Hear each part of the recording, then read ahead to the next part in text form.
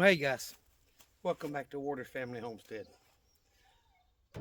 Alright, so sometimes my weeks are busy enough. I only have time to get videos done on the weekend. And in this case, Saturday was busy enough for me that I didn't get any done yesterday. So this is all Sundays.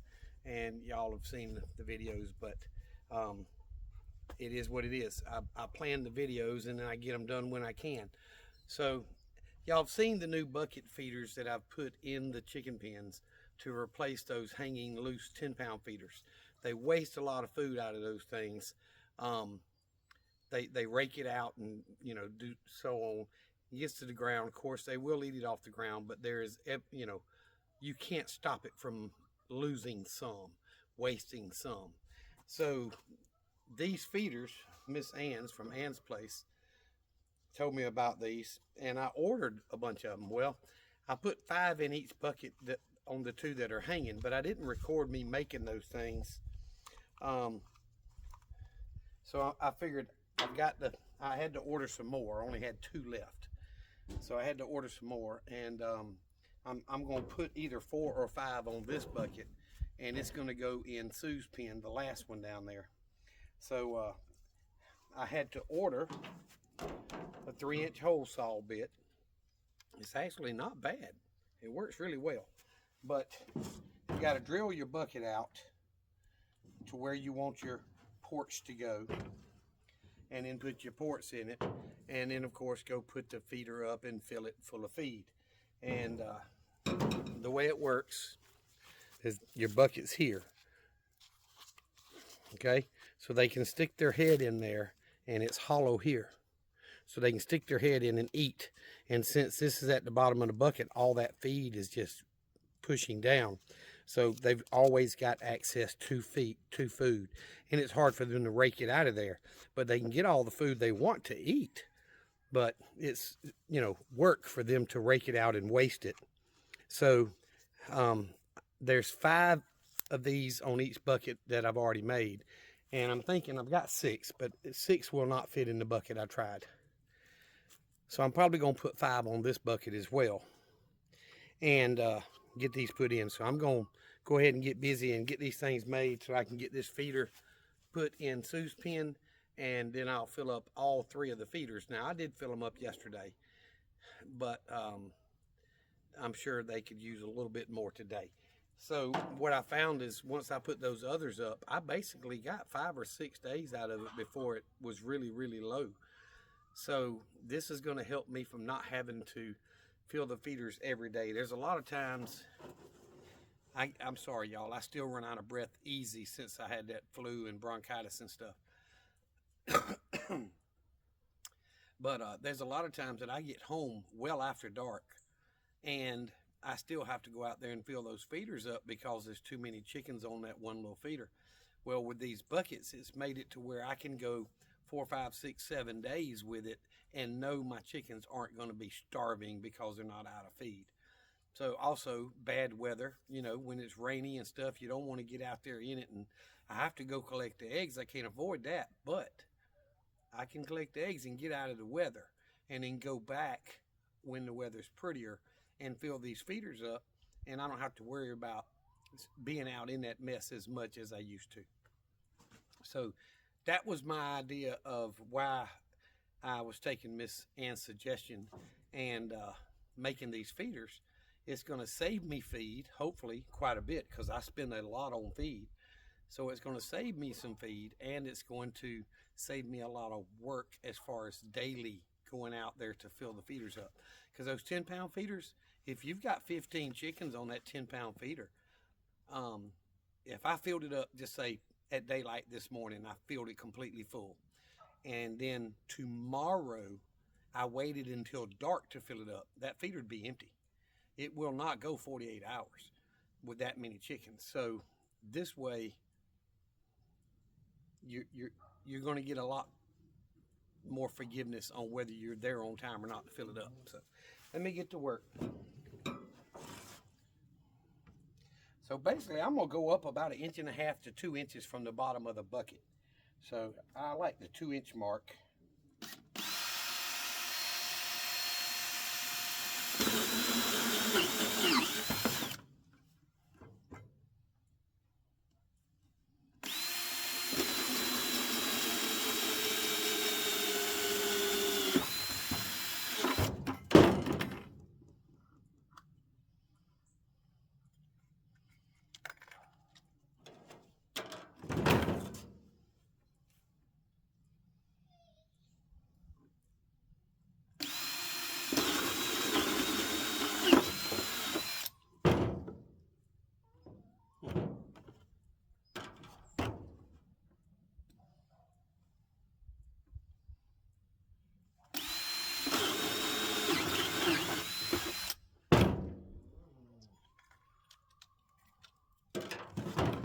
I've got quite a bit of distance between the two, so this one's going to go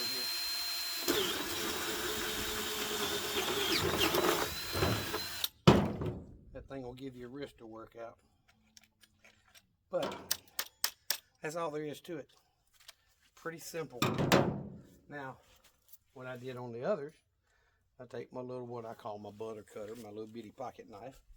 I don't like heavy stuff in my pocket, so I like little knives. Wouldn't mind one a little bigger than this, but I haven't found one I liked. But I just go in and basically scrape off the little trimmings just so it doesn't get in and interfere.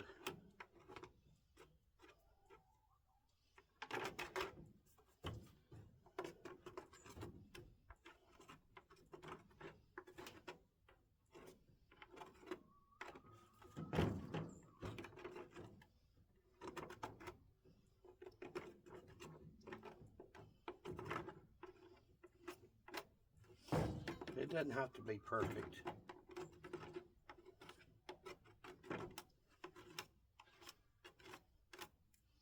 But if you leave those shavings on around the edge, the chickens see them, they're going to peck at it and they're going to try to eat the plastic, and that's not really a good thing. So just try to get the majority of them off. Not hard to do.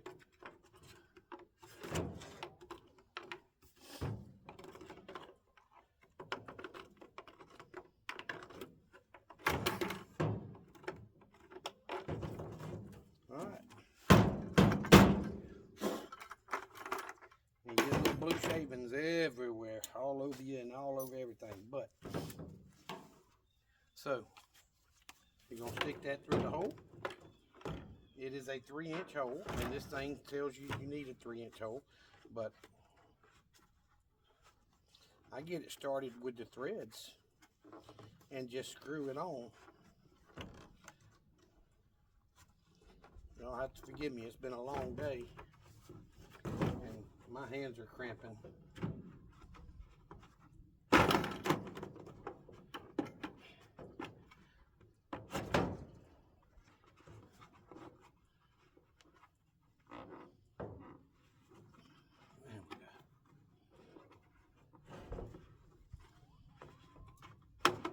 Alright, so once I got it, I'm going to stand that up, and then I'm going to take this, it slides right over the inside.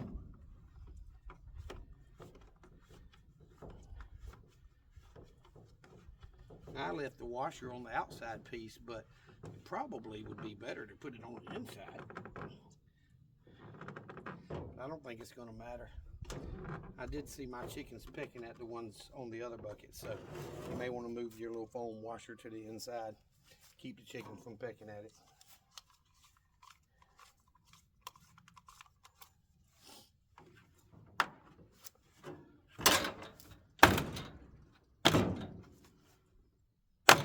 There we go.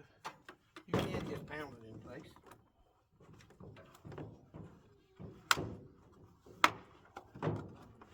Make a few turns with it.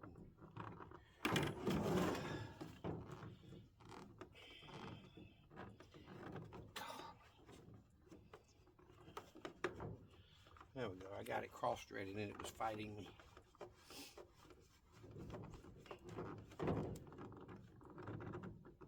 All right. One more time.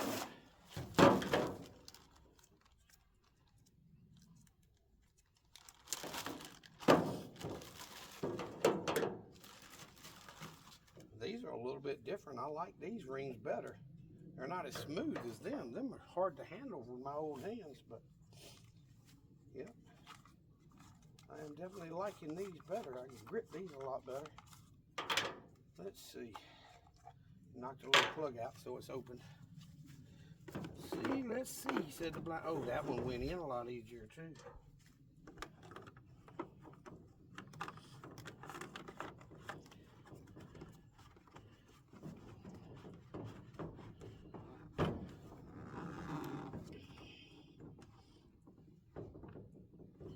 Oh yeah.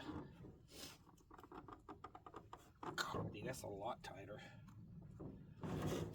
So I guess it matters where you buy them from. They all do the same job, but these just seem to be built. It's got a silicone seal instead of a plastic foam.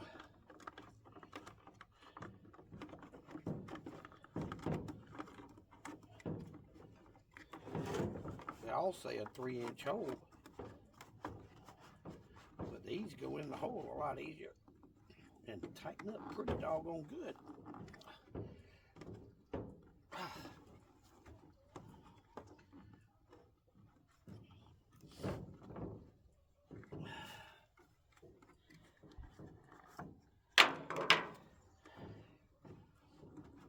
That was straight. I'm trying to straighten it up.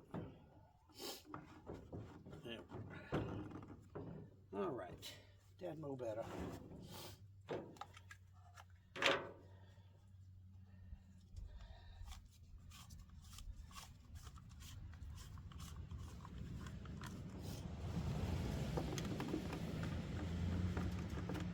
Well, there's 4 in it, and this is number 5.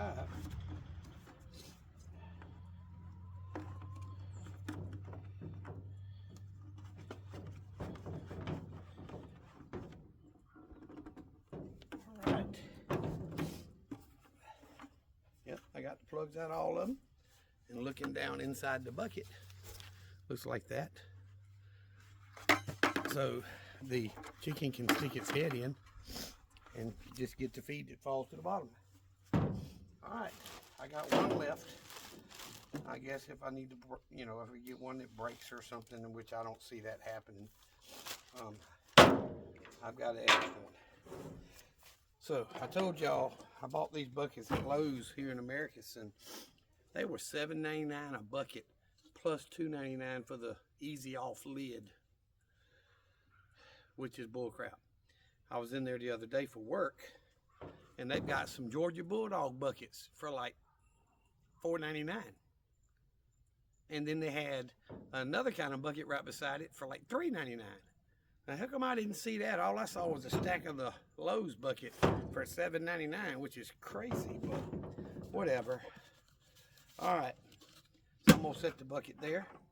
I'm gonna put some blocks in their pen and set these feeders up on the blocks and get them off the string. And I'll show y'all what it looks like when I'm done. All right, guys, so ever since they broke that one, I haven't taken it down yet.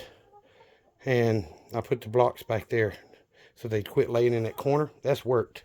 They're laying in the nesting boxes, which is good. So I took my little 550 paracord down and put the feeder on a block. So it's about 10 inches, so the adult chickens can feed really easily out of there, and the turkeys are just going to have to squat down, is all I can say. So that's the turkey pen. Let's go see.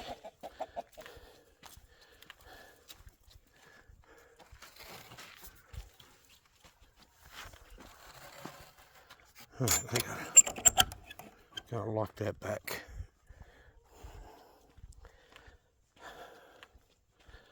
I don't know how them screws are backing out of that. I guess it's squashing, but need to throw that away, I guess. But this is the middle pen. And of course, that little hen from down the street, down the road, is in here. She hangs out in here so she don't get picked on, but she's getting feed out of it. And you see they wasted some on the ground. So hopefully this will help slow that down a little bit. And the eggs are in the nesting box. So that's a good thing. Now, let's go to Sue's pen, the one I just built.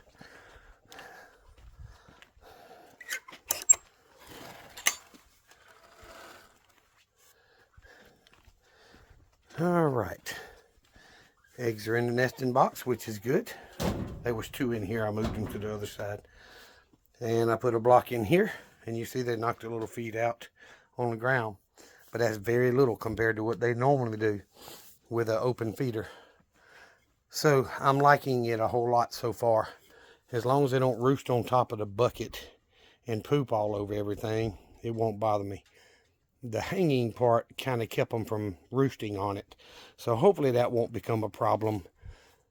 But it's 10 inches up, you know, from the ground, so the chickens can reach it really, really easy. And of course, young chickens will have to feed out of the other feeders until they get adult size, but it's worked out really well. And their roost is not even covered with poop yet. There's some here, but you see the edge of the pen back there's got a bunch of it, but the roost itself is not bad at all. I guess I got it far enough away from the wall to where they're actually pooping off, and I wanted my rungs far enough away from each other where if they were on one, they didn't poop on the bottom, the next one, you know. So it seems to be working out pretty well, but I'm pleased with it. So Sue is in here with 1, 2, 3, 4, 5 black sex links, and 1, 2, 3 Rhode Island Reds, and 3 Barnyard Mix. So he's got 11 in here with him, if I did that correctly. But he has not been picked on since. So maybe the 4 I shot taught him a lesson. So I've got a little cordless battery powered 6-inch chainsaw coming, just a little bitty one. I don't know whether it's going to be any good or not, but I'm planning on cutting those pear trees down when the chainsaws get here, and use it. It's also a pole saw, so I could use it to help prune some of these limbs back above the chicken pens. So I just thought, I don't have a pole saw, might as well get one that's cordless and battery powered instead of electric. But hopefully when it gets here, I'll be able to cut those pear trees down, because they're not going to. Last year they didn't produce any because of the fire blight that's in them, and I'm just not going to deal with that. We'll plant new pear trees and be done with it. I've got enough pears canned in the barn to last me for many years anyway, but now's the best time to plant a new tree come springtime, and hopefully in a couple of years it'll be big enough that we can start getting pears that don't have fire blight. So that's my goal anyway. But just wanted to show y'all I got it done. I appreciate y'all watching. And I took that feeder off the string, so hopefully that gives the turkeys a little bit more room to fly up and down to their roost without hitting the string in the bucket and all. And you notice I moved it off to the left-hand side. So hopefully they won't get, you know, won't knock it over or such. But it is what it is at this point. I'm learning as I go, just like many of you. But I still have not seen hide nor hair of the dark female turkey that was sitting on the eggs. Y'all know she was sitting on 18 eggs, and y'all were guessing to how many she was going to hatch. And I haven't seen her. And with all the feathers that are left over there, it's highly likely that she did not survive whatever got her eggs. But I'm not 100% sure yet. I guess I will be as time goes by. Either she'll show back up or she won't. Normally, if she gets up while I'm out here, because I throw scratch feed out and she gets some. So if I figured if she was alive, she would have already been out here today, because I've been outside all. Look, he hit the doggone bucket when he came down the feeder. That's just but whatever. I've been outside all day. We're about 2 hours from dark, and I've been outside. It's a beautiful day. It's in the mid 60s, upper 60s, might even be in the low 70s. So it's been a beautiful day, and I've made the videos that y'all have seen this week because of it. And I do appreciate y'all watching. Remember what I always tell you. Jesus Christ loves you, and so do I. Y'all be safe. Be prepared.